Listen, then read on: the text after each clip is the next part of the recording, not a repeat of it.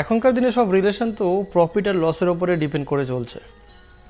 না হলে আপনি বলুন, একটা মানুষকে আপনি দুবার তিনবার চারবার দেখলেন, তার সাথে একটু একটু কথা বললেন, আপনি কি করে বুঝলেন যে সেই মানুষটা আপনাকে সারা জীবন ভালো রাখবে বা আপনি তাকে ভালোবাসবেন সারা জীবন ধরে?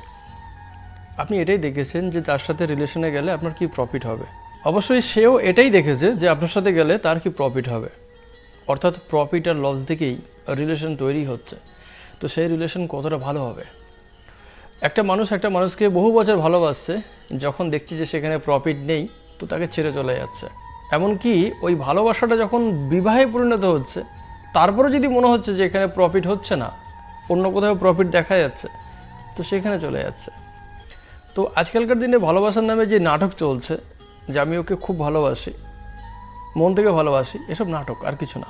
কোটিতে একটা দুটো মানুষ খুঁজে পাওয়া যাবে যারা সত্যি ভালোবাসে, খুব রেয়ার, খুব রেয়ার।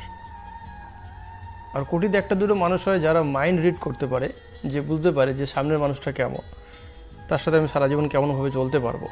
যাই হোক, আফটার অল রিলেশন চলে প্রফিট আর লসের ওপরেই। মুখে আমরা যে যতই গল্প দিই না কেন, বাস্তব এটাই। ভালো থাকবেন সবাই।